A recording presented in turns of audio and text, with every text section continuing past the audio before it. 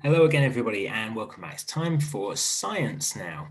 Now, I'm really pleased we're getting involved in science because this is something we didn't actually do much of last half term, at least on our videos, but it ties in really fantastically to our new topic. Now, our new topic, we're going to launch it more properly tomorrow, but it's called Food Journeys and Fair Trade. Now, I mentioned this in a video right at the end of last half term, so I know some of you have already done a little bit of research on this, but clearly food journeys is going to involve quite a lot of talk about food, which is great. And we're going to be finding out lots about food in our science unit. So our new science unit is all about the human body, including nutrition. Now, what does that word nutrition mean? Well, that's about the food that we eat and what that gives and provides to us. So we are, as I say, going to be talking a lot about food, which is one of my favorite subjects. So, don't these look delicious? Wow, yum. What are some of your favorite foods? I have to say, of these, I could eat any of them. They all look great. I'm particularly drawn to the pizza, I have to say, but any of those look fantastic. So, why do we eat food then? Now, you might be thinking, because it's delicious, because it's tasty. Now, that's a kind of a nice byproduct, but it's not the main reason that we eat. We kind of seek out those foods that are really tasty because it's nice and we enjoy it, but it's not the main reason that we eat food. So, why else do we do it? Why else is food important? Can you pause the video here and have a quick chat about that at home? Why do you think we eat food? What does it do for us? Why is it so important as part of our day? There are lots of reasons that we eat food, but definitely some really important ones. It keeps us healthy. When we eat those healthy foods, that gives our body for example, the vitamins and the minerals it needs, and it helps our body to function properly. So definitely really, really important to help us keep healthy. Food gives us energy. Now, you might think that very sort of successful athletes and Olympians and things like that don't eat much food. You might think, well, they're really super, super fit. Maybe they don't eat much food at all. It's actually the opposite.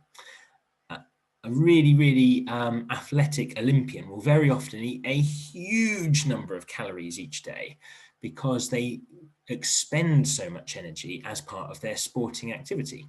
So to give you an example, I know Michael Phelps, who is a gold medal swimmer. He's won so many gold medals at the Olympics. When he's really, really at the very height of his training, will often eat, you're not going to believe this, 10 times the number of recommended calories. Now you might be thinking, what? An Olympic gold medalist eats 10 times as much food as everyone else? Well, it's because he's expending so much energy. If he's in the pool all day, he needs a huge amount of energy to keep going. And so he will eat an awful lot of food. Now, it doesn't mean he's there sort of stuffing his face with, pizza and McDonald's necessarily. He's eating the right sorts of food to keep him healthy. But that just goes to show that food is really important to give us energy. Really, really important reason that we eat. And finally, eating the right food helps you to grow. That's really, really vital, not just to grow bigger, but to help your bones grow strong, things like that. So food is vitally important for us and our bodies. It's hugely important. So we've talked about the benefits of food. Does all food give us energy and keep us healthy? Can you think of any foods which don't give us energy or keep us healthy? I bet you've come up with lots actually. There's all sorts of different foods which aren't so good for us, aren't they? So let's have a bit of a think about this. This is something that is drawn up by the NHS, the National Health Service, who obviously over the last year or so we've been more thankful for than ever before because they've been helping people with the coronavirus and helping people in need. But in kind of normal times, one of the NHS's big jobs is to make sure or to help people to make healthy choices with their eating. And the NHS have drawn up this, which they call the Eat Well plate. Now, you can see there with that kind of oval shape or this circle shape, it does look a bit like a plate, and there's lots of different foods on the plate. And what they're trying to show us here is these are all the types of different food which might make up our diet. And our diet is that spread of food that we eat across our time. And you'll notice they're split very carefully into different sections. And the reason they're split into different sections is that different sorts of food play different sorts of roles in our diet. So some foods are really good, for example, at giving us minerals and vitamins. Other foods are really good at giving us some energy. Other foods are really, really good at helping our bones to grow. Other foods are really, really good for helping our muscles to grow and repair. So different foods perform different jobs for us, really. And you can see on the Eat Well plate here, it's split up into different sections by what job these foods do. And you might also have noticed the different sections are very different sizes. Now, why do you think that is? Why do you think some sections are much bigger than others? Well, the idea here is they're trying to show you roughly how much of your diet or your food intake should come from each section. So you can see there that green section is pretty big. So that means that quite a lot of our food needs to come from that section. You can see there the blue section with milk and cheese and yogurt is not so big. We don't need as many foods from that section. So let's look in a bit more detail then at what these different sections and different groups are. So the first food group we're going to talk about is carbohydrates. Now, carbohydrates are things like potatoes, they're things like bread, it's rice, it's pasta. These are our starchy foods, which are maybe high in fiber, and these are fantastic at giving us some slow release energy. What I mean by slow release energy is that it's not this sort of energy where you suddenly go really, really hyper for about half an hour and then feel really tired after that sugar. These foods give us a really steady energy supply. So I talked about Olympians earlier. They would be going really big on the carbohydrates because that would give them lots of slow release energy. Slow release isn't bad, that's not worse than fast release. It just means it's given over a kind of steady period of time. So rather than getting all of that energy in one massive hit straight after you eat it and then slowing right down, it just means that you get a nice constant spread of energy. So carbohydrates, really, really good. And you can see on that big plate, our Eat Well plate here, it does take up a pretty large portion of the plate. It's roughly a third. So roughly a third of the food that we eat should be carbohydrates, bread, pasta, potatoes, rice, that kind of thing. Now, next up, your favorite and mine, fruits and vegetables. Now, I think we're really good actually at spotting what fruits and vegetables are. And I bet you know as well how many portions of fruit and vegetable you're advised to have each day. It's 5, isn't it? We're aiming to get 5 portions of fruit and vegetable each day. So that might be a banana, it might be an apple, it can even be orange juice, it might be a pepper, it might be mushrooms on your pizza. Any way you can get them, your 5 fruit and vegetables each day are a really good idea to get as part of your diet. And you can see here, again, it's taking up around a third of the plate. So we want this to be a really key part of our diet. Now, fruits and vegetables are really good at giving us fiber and vitamins and minerals. They're really, really good for our body. So we love fruits and vegetables. Oh, sorry.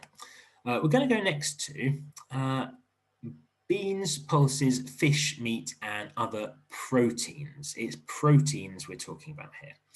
So some examples of proteins then, eggs, fish, meat, beans, all of these things are fantastic sources of protein. Now, protein is fantastic at helping your body to grow and repair. So this is a really fantastic one for our muscles, particularly if you've just done a big workout, maybe you've just done a Joe Wicks.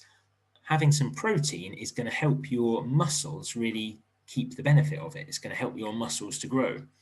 If you have got some injured muscles, well, again, protein is really useful for helping them to repair. So it's really important we get our proteins in our diet. Now, you might be thinking, oh, hang on a minute, I don't eat meat, I'm a vegetarian. How do I get my protein? Well, there's still plenty of ways you can do it. It doesn't need to come from meat. It just so happens that meat and fish are a really good source of protein. So some other ways you could get it would be through beans, through nuts, chickpeas, lentils, things like that. So there's lots of different ways to get protein, even if you're not a meat eater. Oh, sorry, I should also just say there, it's quite a small portion, isn't it? It's not a massive one. It's not like fruit and vegetables. We want our proteins like meat to take up a little bit less of our diet. We need slightly less of that than the others. Now, our next section is all about dairy, or if you don't eat or drink dairy, it can be dairy alternatives like soya. So here we've got things like cheese, yogurt, milk. These are all really fantastic sources of dairy. And dairy is really brilliant for helping our bones to grow. So I wonder how many of you actually have sort of been told before, oh yeah, I've got to have my milk so that my teeth come through nice and strong, so that my bones grow. It's a really good source of calcium and dairy, and so that's what often causes our bones to grow nice and strong. So really, really good for that. So your sources of dairy, getting your calcium, again, it can be milk, it can be cheese, it can be yogurt. These are our dairy products or our dairy alternatives if we don't have them. And again, it's not a huge part of our diet. We don't need an enormous amount. We don't need to be eating cheese all the time. But this is an important part as well, because we need that calcium that it provides.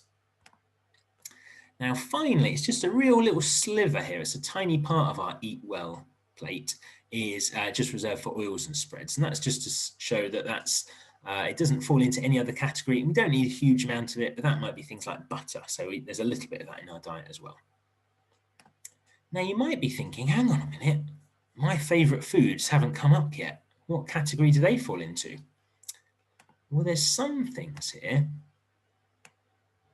that actually don't fit into the NHS's Eat Well plate.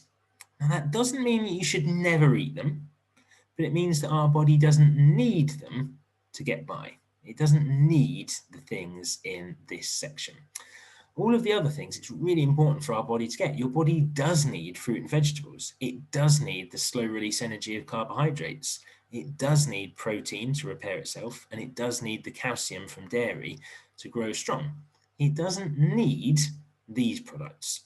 And that is things that are high in salt or high in sugar. So we're thinking there about things like crisps, chocolate, ice cream.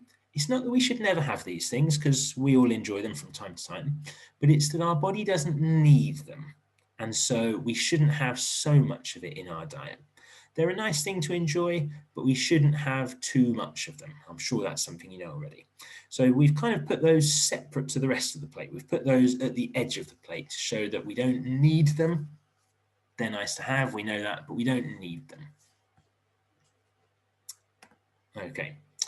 Now, what I'd like for you to do today then, you're going to start off by drawing your own version of the Eat Well plate. Now, if you're feeling a bit lazy, there are some templates. If you Google Eat Well template blank, you can print one like this off if you'd like to, but I'm sure it'll be just as much fun actually to draw your own version. Don't worry if your lines aren't exactly the right size, that's okay. You just need to get a kind of rough idea that, okay, yeah, fruit and vegetables is going to take up about a third, carbohydrates is going to take up about a third, proteins a little bit, dairy and alternatives, and then your oils and spreads. And then I've also got a little box down there at the bottom for those other things that fall outside of that. So things that are high in salt, high in sugar, that we don't need, we do enjoy, but we don't need them, so we don't have too much of them. So I'd like to draw yourself a plate like my one. You can add the knife and fork and the spoons and things if you'd like as well.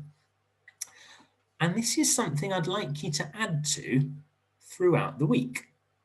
What I'd like you to do when you are eating some food, maybe having a snack, maybe having lunch, maybe having dinner, have a bit of a think about what it is you're putting in your mouth and which categories you're including here. Let's say I sat down with a BLT sandwich. Oh no, I'm going to change that a little bit. My sandwich, I don't really like BLTs. My sandwich is going to have in it, I think, a bit of cheese, a bit of ham, and some tomato. There we go. So I'm going to start putting some of my food here into my plate. And I'd like to try to do this as you go along. So what might be a nice thing to do? Maybe you could kind of like stick this on the fridge if you've got some fridge magnets, and just kind of add to it as the week goes by. You don't need to do it every single meal time. Maybe you sort of do it at the end of the day and you think back at the things you've had. So let me use my example of my sandwich then. My sandwich would have some bread, and I would put that in the carbohydrate section because that bread is going to give me some nice slow release energy. Now, I also had in my sandwich some cheese. So I would write that in the dairy and alternatives. That's giving me some calcium. It's helping my bones to grow nice and strong. It also had some ham. Now that's a source of protein. That's a meat, so that's giving me protein. That's helping my muscles to grow and repair. And it also had some lettuce. And that's a vegetable. So what did I say? Tomatoes. Anyway, lettuce, tomatoes, anything I've got in my sandwich there. And you can see that's not taken me very long, has it? It's probably about 20 seconds or so. And maybe I've got some butter as well. That can go in my little section there. And we start to get a picture of what we're eating. And what I'd like you to try to do is to return to this throughout the week. You don't need to do it every day. It doesn't matter if you accidentally miss a meal time or anything like that. But every so often, just try to check in with this and see what else you can add on. Are there any bits you can include? If you're having fish and chips, which section are you going to put the different things in? If you're having pizza, try and break it down. What's on your pizza? You've got the bread, the tomato, the cheese, maybe your toppings as well. So have a good think about what you are eating this week and try to put it into an eat well plate like this one.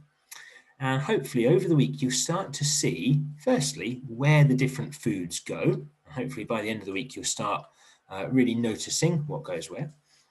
And also, you'll start to see if you're having enough of each section. So if, for example, you end up with loads of carbohydrates, loads of protein, loads of dairy, but not much in your fruit and vegetable section, that might just be a little clue that you maybe need a few more in your diet. So hopefully you can keep returning to this throughout the week and it'll be a useful thing for you to be thinking about at home. Okay, just in case you wanted them as well, maybe you could add these on. I've just put on the, just kind of in a sentence, what each of these sort of main food groups do for us and how they help.